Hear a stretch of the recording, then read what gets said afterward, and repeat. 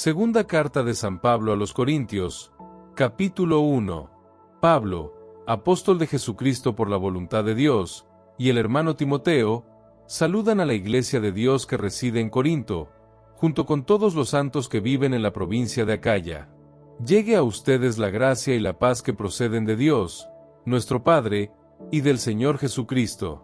Bendito sea Dios, el Padre de nuestro Señor Jesucristo, Padre de las misericordias y Dios de todo consuelo, que nos reconforta en todas nuestras tribulaciones, para que nosotros podamos dar a los que sufren el mismo consuelo que recibimos de Dios.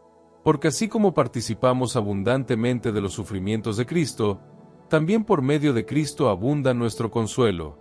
Si sufrimos, es para consuelo y salvación de ustedes.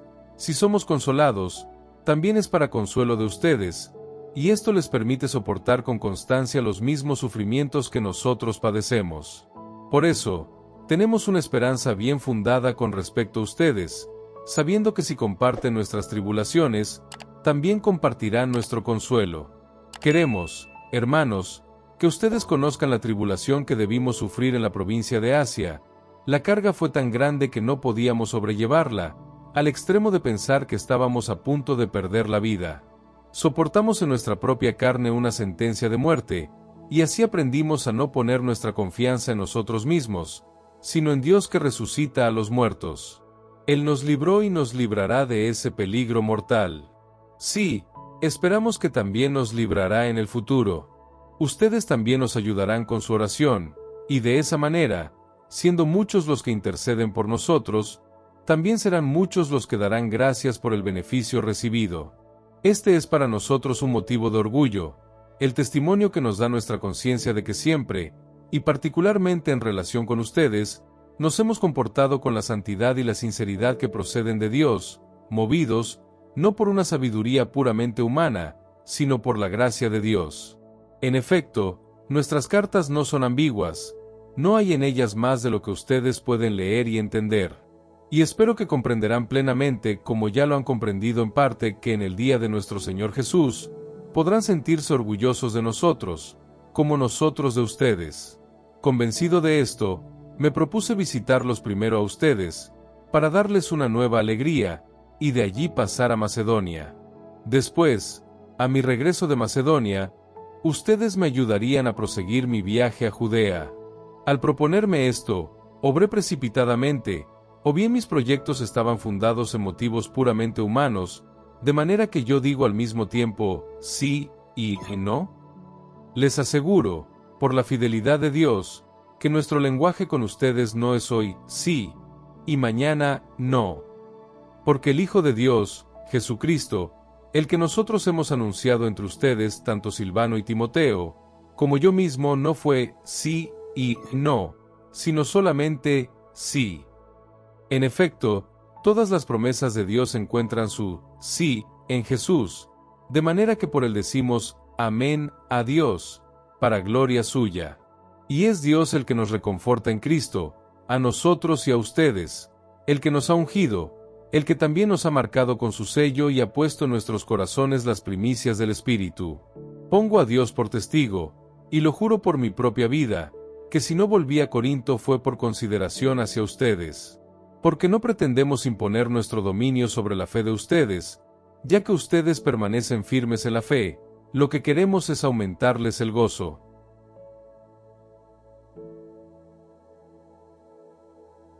Segunda carta de San Pablo a los Corintios, capítulo 2. Estoy decidido a no hacerles otra visita que sea para ustedes motivo de tristeza, porque si yo los entristezco, ¿quién me podrá alegrar, sino el mismo a quien yo entristecí? Y si les he escrito lo que ustedes ya saben, fue para no apenarme al llegar, a causa de aquellos que debían alegrarme, porque estoy convencido de que mi alegría es también la de ustedes. Verdaderamente les escribí con gran aflicción y angustia, y con muchas lágrimas, no para entristecerlos, sino para demostrarles el profundo afecto que les tengo. Si alguien me entristeció, no me entristeció a mí solamente, sino también, en cierta medida, lo digo sin exagerar, a todos ustedes. Pienso que es suficiente el castigo que la mayoría ha impuesto al ofensor. Conviene ahora perdonarlo y animarlo para que el pobre no quede agobiado por una pena excesiva. Por eso, les ruego que en este caso hagan prevalecer el amor. Antes les escribí para ponerlos a prueba y ver si son capaces de obedecer en todo. Pero ahora, yo también perdono al que ustedes perdonaron, y lo hago en la presencia de Cristo por amor de ustedes, para que Satanás no saque ventaja de nosotros, ya que conocemos bien sus intenciones. Cuando llegué a Troade para anunciar la buena noticia de Jesús, aunque el Señor abrió una puerta para mi predicación, estaba muy preocupado porque no encontré a mi hermano Tito. Por eso, me despedí de ellos y partí para Macedonia. Demos gracias a Dios, que siempre nos hace triunfar en Cristo, y por intermedio nuestro propaga en todas partes la fragancia de su conocimiento. Porque nosotros somos la fragancia de Cristo al servicio de Dios, tanto entre los que se salvan, como entre los que se pierden. Para estos, aroma de muerte, que conduce a la muerte; para aquellos, aroma de vida, que conduce a la vida. ¿Y quién es capaz de cumplir semejante tarea? Pero nosotros no somos como muchos que trafican con la palabra de Dios, sino que hablamos con sinceridad en nombre de Cristo, como enviados de Dios y en presencia del mismo Dios.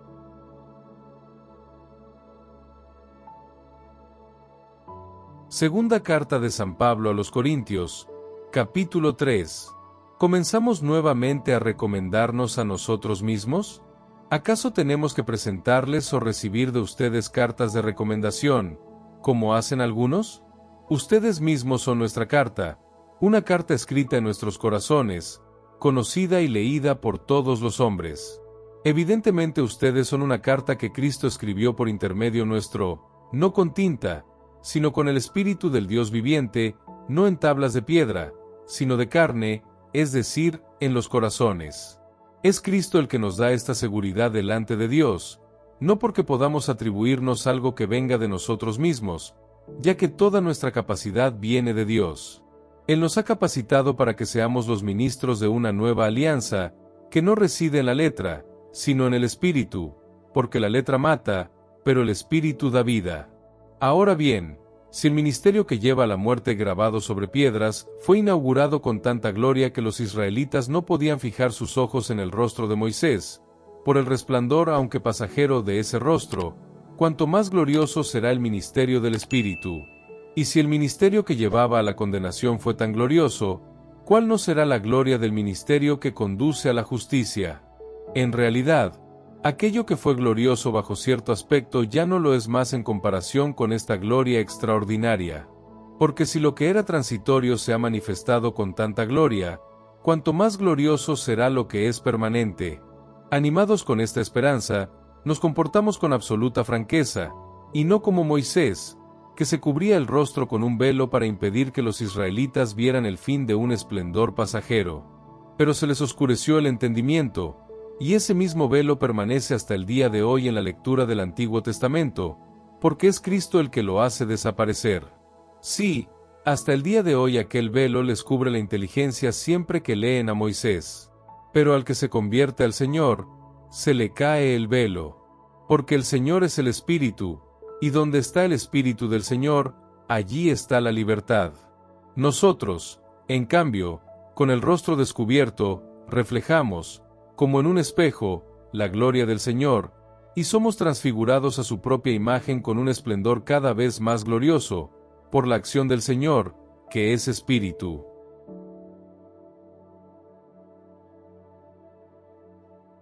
Segunda carta de San Pablo a los Corintios, capítulo 4. Por eso, investidos misericordiosamente del ministerio apostólico, no nos desanimamos y nunca hemos callado nada por vergüenza, ni hemos procedido con astucia o falsificando la palabra de Dios. Por el contrario, manifestando abiertamente la verdad, nos recomendamos a nosotros mismos, delante de Dios, frente a toda conciencia humana. Si nuestro evangelio todavía resulta impenetrable, lo es solo para aquellos que se pierden, para los incrédulos, a quienes el Dios de este mundo les ha enceguecido el entendimiento, a fin de que no vean resplandecer el evangelio de la gloria de Cristo, que es la imagen de Dios. Porque no nos predicamos a nosotros mismos, sino a Cristo Jesús, el Señor, y nosotros no somos más que servidores de ustedes por amor de Jesús. Porque el mismo Dios que dijo, brille la luz en medio de las tinieblas, Es el que hizo brillar su luz en nuestros corazones para que resplandezca el conocimiento de la gloria de Dios, reflejada en el rostro de Cristo. Pero nosotros llevamos ese tesoro en recipientes de barro, para que se vea bien que este poder extraordinario no procede de nosotros, sino de Dios. Estamos atribulados por todas partes, pero no abatidos, perplejos, pero no desesperados, perseguidos, pero no abandonados, derribados, pero no aniquilados.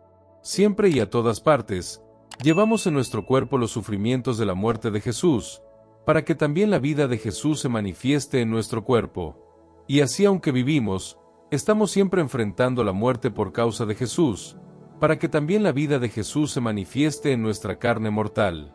De esa manera, la muerte hace su obra en nosotros, y en ustedes, la vida. Pero teniendo ese mismo espíritu de fe, del que dice la Escritura, creí, y por eso hablé, también nosotros creemos, y por lo tanto, hablamos. Y nosotros sabemos que aquel que resucitó al Señor Jesús nos resucitará con Él y nos reunirá a su lado junto con ustedes. Todo esto es por ustedes, para que al abundar la gracia, abunde también el número de los que participan en la acción de gracias para gloria de Dios. Por eso, no nos desanimamos. Aunque nuestro hombre exterior se vaya destruyendo, nuestro hombre interior se va renovando día a día. Nuestra angustia, que es leve y pasajera, nos prepara una gloria eterna, que supera toda medida. Porque no tenemos puesta la mirada en las cosas visibles, sino en las invisibles. Lo que se ve es transitorio, lo que no se ve es eterno.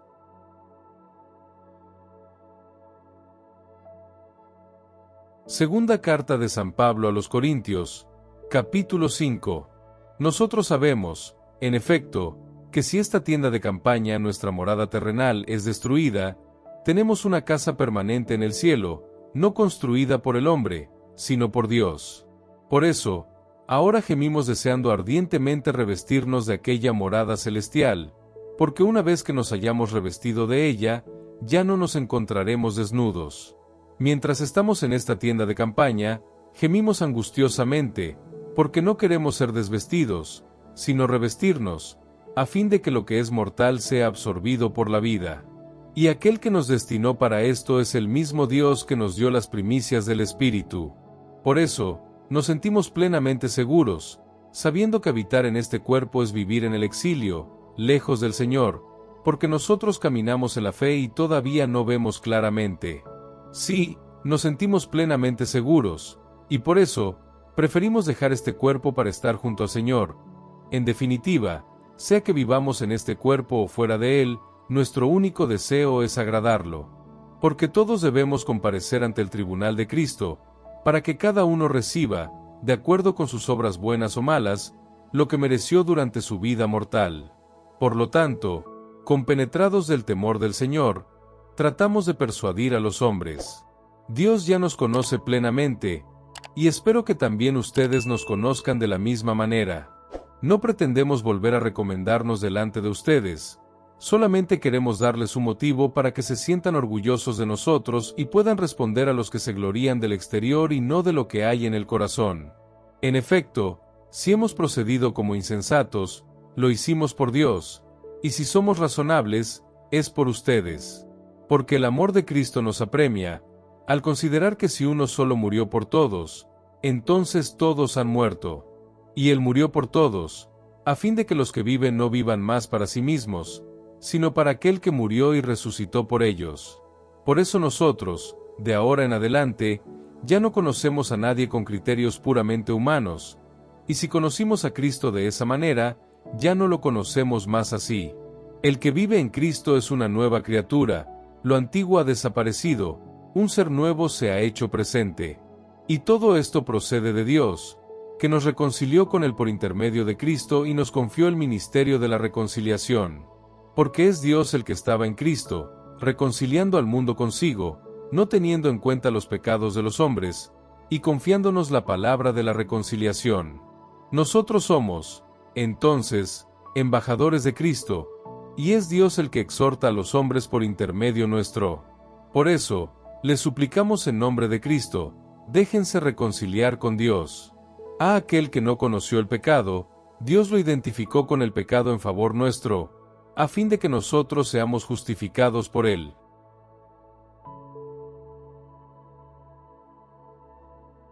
Segunda carta de San Pablo a los Corintios, capítulo 6. Y porque somos sus colaboradores, los exhortamos a no recibir en vano la gracia de Dios. Porque Él nos dice en la Escritura: en el momento favorable te escuché, y en el día de la salvación te socorrí. Este es el tiempo favorable, este es el día de la salvación.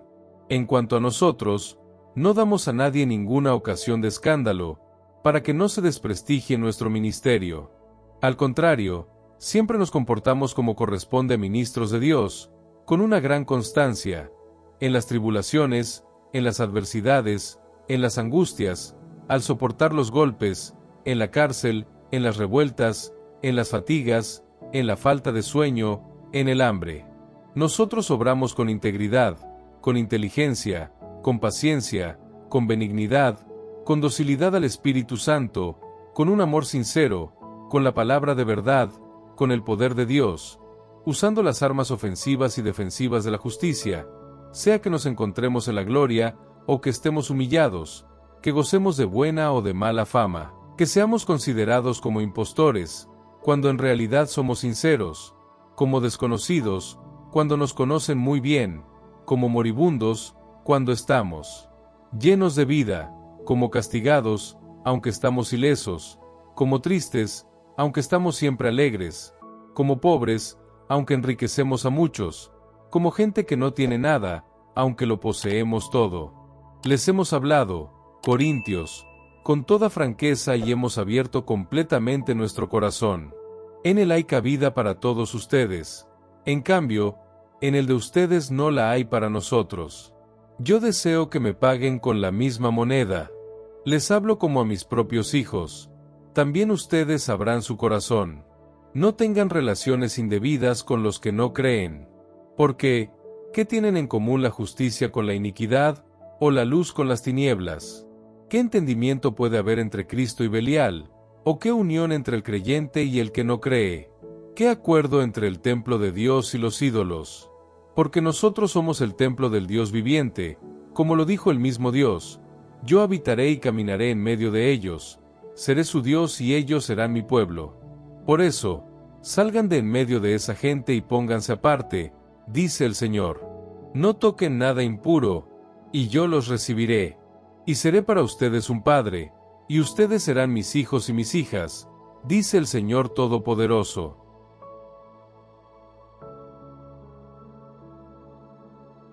Segunda carta de San Pablo a los Corintios, capítulo 7.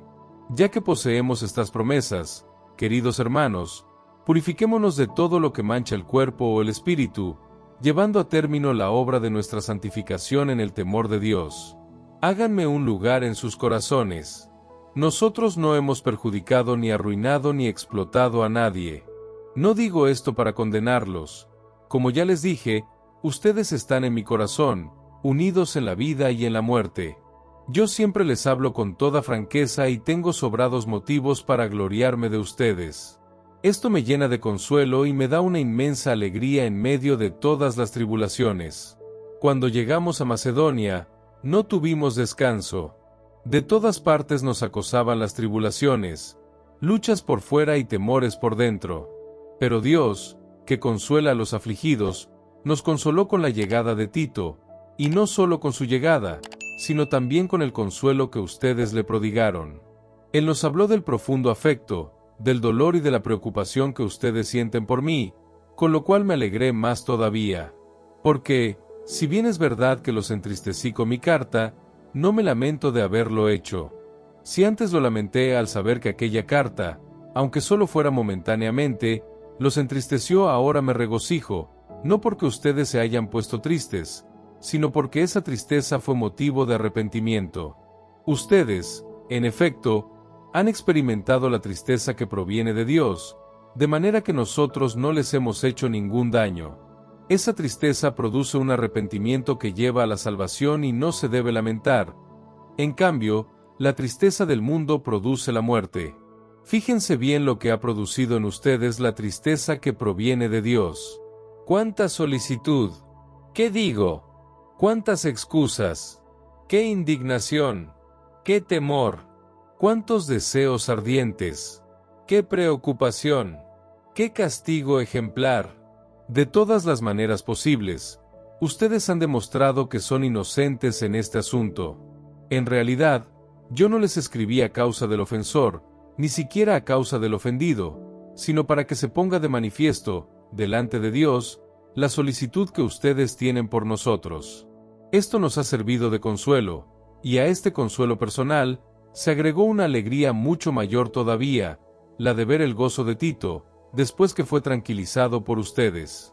Y si delante de él me glorié un poco de ustedes, no me avergüenzo de ello.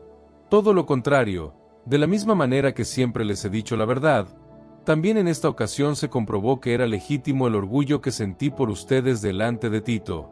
Y el afecto que él les tiene se acrecienta cuando recuerda la obediencia, el respeto y la reverencia con que lo recibieron.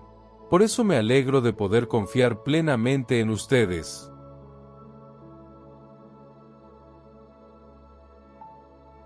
Segunda carta de San Pablo a los Corintios, capítulo 8.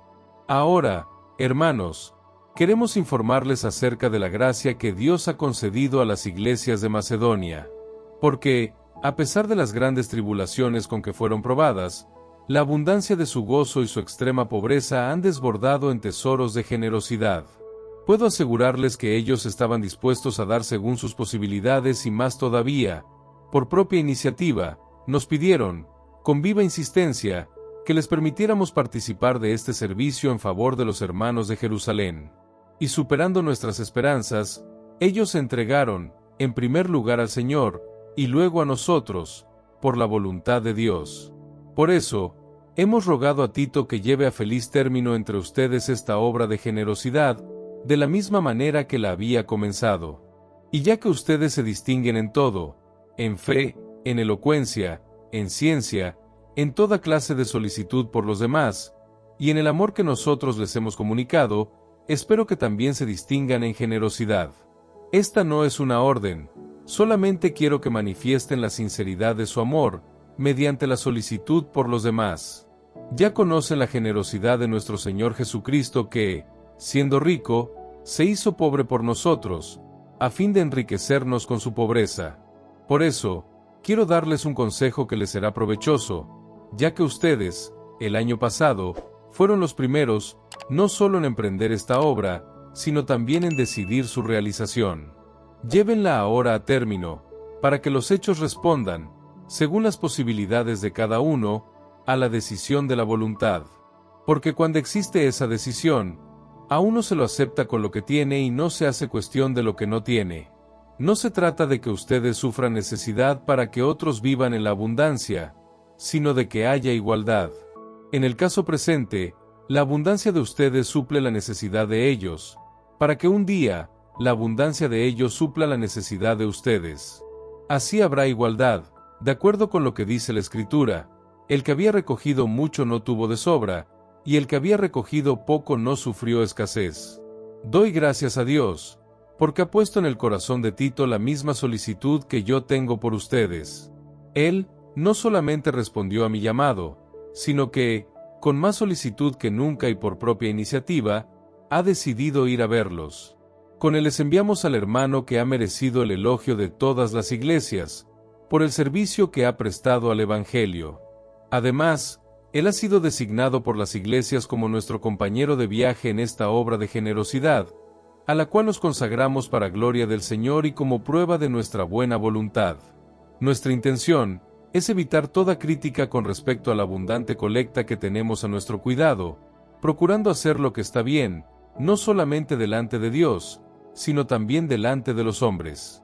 Con ellos, les enviamos a otro de nuestros hermanos, cuyo celo hemos comprobado muchas veces y de varias maneras, y que ahora se muestra más solícito todavía, por la confianza que les tiene. En cuanto a Tito, él es mi compañero y mi colaborador entre ustedes, y los demás hermanos son los delegados de las iglesias y la gloria de Cristo. Pruébenles entonces su amor, y lo bien fundado de nuestro orgullo por ustedes delante de las iglesias.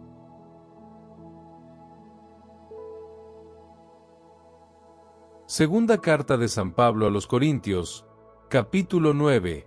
Está de más que les escriba acerca de este servicio en favor de los hermanos de Jerusalén, porque conozco la buena disposición de ustedes. Ya les he dicho con orgullo a los hermanos de Macedonia, la Acaya está preparada desde el año pasado. Y el entusiasmo de ustedes ha servido de estímulo para muchos. A pesar de todo, envié a los hermanos, para que nuestro orgullo respecto de ustedes no se vea defraudado en esta ocasión y, además, para que estén preparados, como ya les advertí. No sea que si alguno de los hermanos de Macedonia va a visitarlos conmigo y los encuentra desprevenidos, nuestra gran confianza se convierta en vergüenza para nosotros, por no decir para ustedes.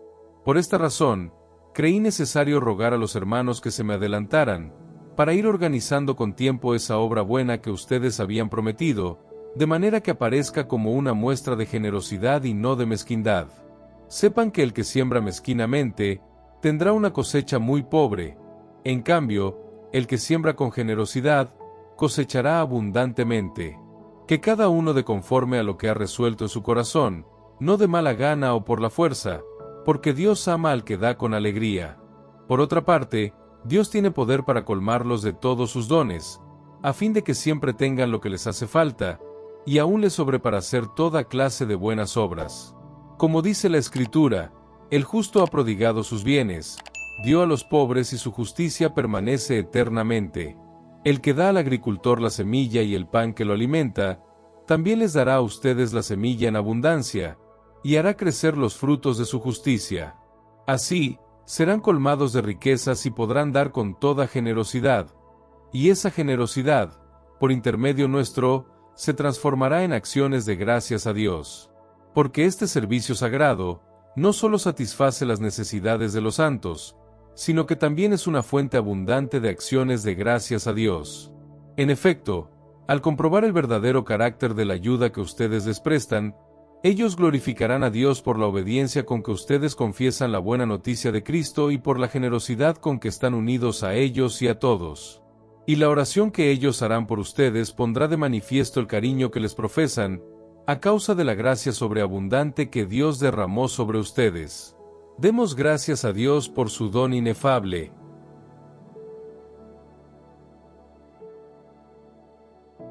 Segunda carta de San Pablo a los Corintios, capítulo 10.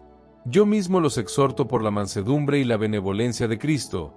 Yo, Pablo, que soy tan apocado cuando estoy delante de ustedes, y tan audaz cuando estoy lejos. Les ruego que cuando esté entre ustedes no me vea obligado a ejercer esa severidad que pienso emplear resueltamente contra aquellos que suponen que nuestra conducta se inspira en motivos carnales. Porque, aunque vivimos en la carne, no combatimos con medios carnales. No, las armas de nuestro combate no son carnales, pero, por la fuerza de Dios, son suficientemente poderosas para derribar fortalezas. Por eso destruimos los sofismas y toda clase de altanería que se levanta contra el conocimiento de Dios, y sometemos toda inteligencia humana para que obedezca a Cristo. Y estamos dispuestos a castigar cualquier desobediencia, una vez que ustedes lleguen a obedecer perfectamente. Acepten las cosas como son. El que hace alarde de ser de Cristo, reconozca que también lo somos nosotros, y aunque yo me gloriara más de la cuenta en la autoridad que me dio el Señor, no me avergüenzo, porque es para edificación y no para destrucción de ustedes. Les digo esto para que no piensen que pretendo atemorizarlos con mis cartas. Porque algunos dicen, sus cartas son enérgicas y severas, en cambio, su presencia resulta insignificante y su palabra despreciable. A los que dicen eso, les respondo, lo que somos en nuestras cartas, cuando estamos ausentes, también lo seremos con nuestros actos, cuando estemos presentes. En realidad, no pretendemos ponernos a la altura de algunos que se elogian a sí mismos, ni compararnos con ellos. El hecho de que se midan con su propia medida y se comparen consigo mismos, demuestra que proceden neciamente. Nosotros, por nuestra parte, no nos gloriamos más allá de lo debido, sino que usamos la medida que Dios mismo nos ha fijado al hacernos llegar hasta ustedes. En efecto, no nos excedemos en nuestro derecho, nos excederíamos, si no hubiéramos ido, pero nosotros fuimos para anunciarles la buena noticia de Cristo. Nosotros no nos gloriamos más allá de lo que corresponde, aprovechándonos de los trabajos ajenos. Al contrario, abrigamos la esperanza de que, al crecer la fe de ustedes, se amplíe nuestro campo de acción, siempre de acuerdo con nuestra norma de conducta. Así podremos llevar la buena noticia a regiones más alejadas todavía, sin entrar en campo ajeno ni gloriarnos en el trabajo de otros. El que se gloría, que se gloríe en el Señor. Porque el que vale no es el que se recomienda a sí mismo, sino aquel a quien Dios recomienda.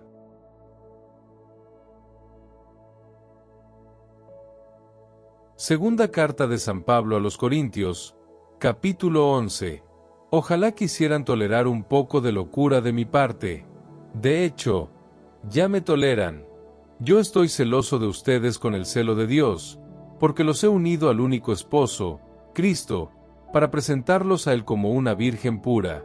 Pero temo que, así como la serpiente, con su astucia, sedujo a Eva, también ustedes se dejen corromper interiormente, apartándose de la sinceridad debida a Cristo. Si alguien viniera a predicarles otro Jesucristo, diferente del que nosotros hemos predicado, o si recibieran un espíritu distinto del que han recibido, u otro evangelio diverso del que han aceptado, ciertamente lo tolerarían. Yo pienso, sin embargo, que no soy inferior a esos que se consideran apóstoles por excelencia.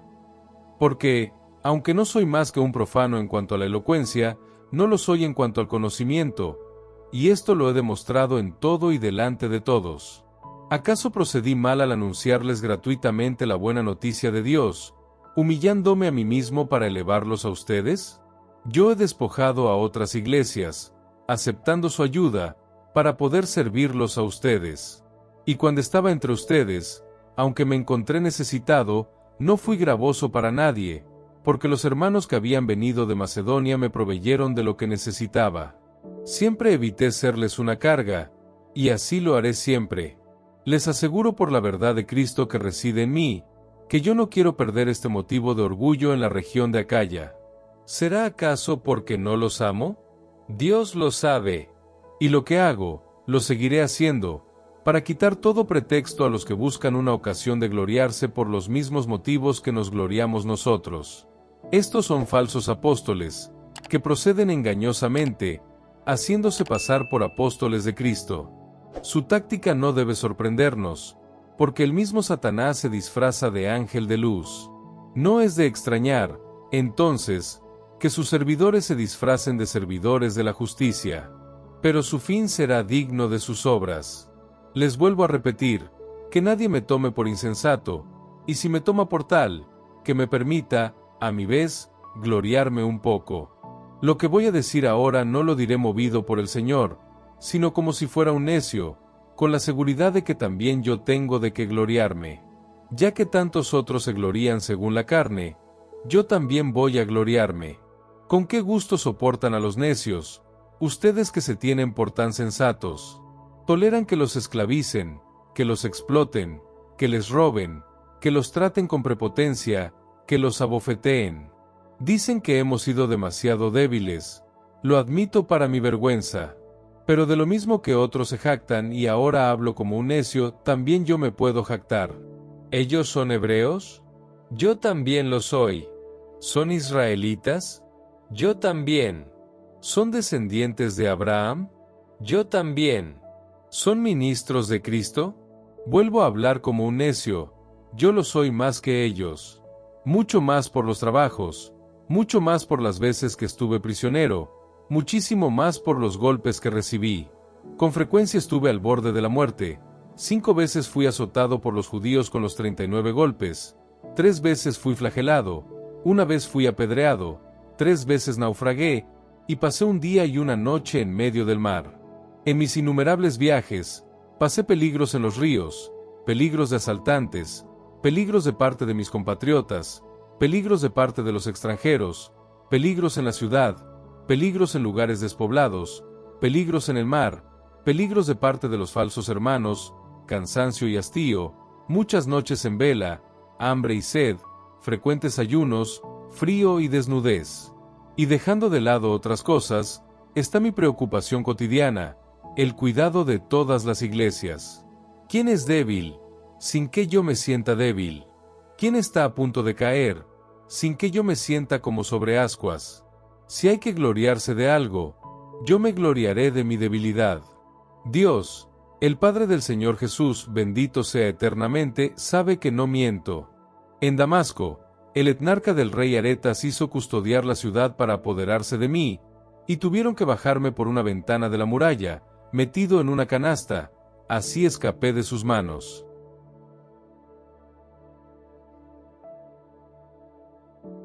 Segunda carta de San Pablo a los Corintios, capítulo 12. ¿Hay que seguir gloriándose? Aunque no esté bien, pasaré a las visiones y revelaciones del Señor. Conozco a un discípulo de Cristo que hace 14 años, no sé si con el cuerpo o fuera de él, Dios lo sabe, fue arrebatado al tercer cielo. Y sé que este hombre, no sé si con el cuerpo o fuera de él, Dios lo sabe, fue arrebatado al paraíso, y oyó palabras inefables que el hombre es incapaz de repetir.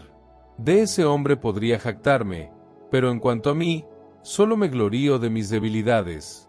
Si quisiera gloriarme, no sería un necio, porque diría la verdad, pero me abstengo de hacerlo, para que nadie se forme de mí una idea superior a lo que ve o me oye decir. Y para que la grandeza de las revelaciones no me envanezca, tengo una espina clavada en mi carne, un ángel de Satanás que me hiere. 3 veces pedí al Señor que me librara, pero Él me respondió: te basta mi gracia, porque mi poder triunfa en la debilidad. Más bien, me gloriaré de todo corazón en mi debilidad, para que resida en mí el poder de Cristo. Por eso, me complazco en mis debilidades, en los oprobios, en las privaciones, en las persecuciones y en las angustias soportadas por amor de Cristo, porque cuando soy débil, entonces soy fuerte. Si me he convertido en necio, es porque ustedes me han obligado. Les correspondía a ustedes valorarme debidamente, ya que en nada soy inferior a esos apóstoles por excelencia, aunque en realidad no soy nada. Ustedes han comprobado en mí los rasgos que distinguen al verdadero apóstol: paciencia a toda prueba, signos, prodigios y milagros. ¿Qué tienen de menos que las otras iglesias? Sino que no he sido una carga para ustedes. Perdónenme si los ofendo. Ahora estoy dispuesto a visitarlos por tercera vez, y tampoco en esta oportunidad les seré gravoso, porque lo que yo busco no son sus bienes, sino a ustedes mismos. En efecto, no son los hijos los que deben ahorrar para los padres, sino los padres para los hijos. En consecuencia, de buena gana entregaré lo que tengo y hasta me entregaré a mí mismo, para el bien de ustedes. Si yo los amo tanto, ¿no seré amado en la misma medida? Algunos dirán que personalmente no les he sido gravoso, pero que procedí así por astucia, para atraerlos con engaños. ¿Acaso obtuve de ustedes algún provecho por intermedio de mis enviados? Le rogué a Tito que fuera, y envié con él al hermano que ustedes conocen. ¿Acaso Tito los ha explotado? ¿No hemos actuado con las mismas intenciones y de la misma manera? Les parecerá que hace mucho que estamos tratando de justificarnos delante de ustedes. En realidad, hablamos en nombre de Cristo y en la presencia de Dios, y todo lo hacemos, hermanos, para edificación de ustedes. Porque temo que a mi llegada no los encuentre como deseo, y que ustedes, a su vez, no me encuentren como quisieran. Quizá haya contiendas, envidias, animosidades, rivalidades, detracciones, murmuraciones, engreimientos, desórdenes. Y temo también que en mi próxima visita Dios me humille a causa de ustedes, y tenga que lamentarme por muchos de aquellos que antes pecaron y no se arrepintieron de la impureza, de la fornicación y de los excesos que cometieron.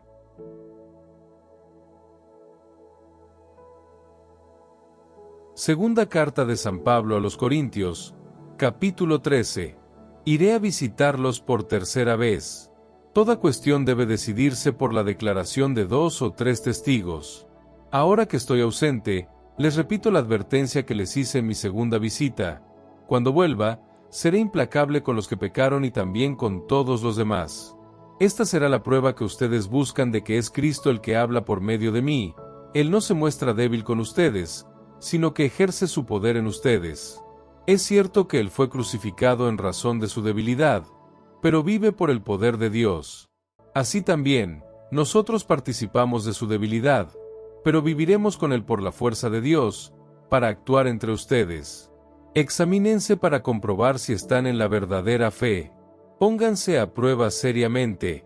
¿No reconocen que Jesucristo está en ustedes? A menos que la prueba se vuelva contra ustedes mismos. Entonces tendrán que reconocer, así lo espero, que ella no se vuelve contra nosotros. Pedimos a Dios que no hagan nada malo, no para que nosotros salgamos airosos de la prueba, sino para que ustedes hagan el bien, aunque de ese modo la prueba se vuelva contra nosotros. Porque no tenemos ningún poder contra la verdad, sino a favor de ella. Sí, nosotros nos regocijamos de ser débiles, con tal de que ustedes sean fuertes. Lo que pedimos en nuestra oración es que lleguen a ser perfectos. De ahí el tono de esta carta que les escribo durante mi ausencia, para que cuando llegue no me vea obligado a ser severo, usando del poder que el Señor me ha dado para edificar y no para destruir. Por último, hermanos, alégrense, trabajen para alcanzar la perfección, anímense unos a otros, vivan en armonía y en paz. Y entonces, el Dios del amor y de la paz permanecerá con ustedes. Salúdense mutuamente con el beso santo. Todos los hermanos les envían saludos. La gracia del Señor Jesucristo, el amor de Dios y la comunión del Espíritu Santo permanezcan con todos ustedes.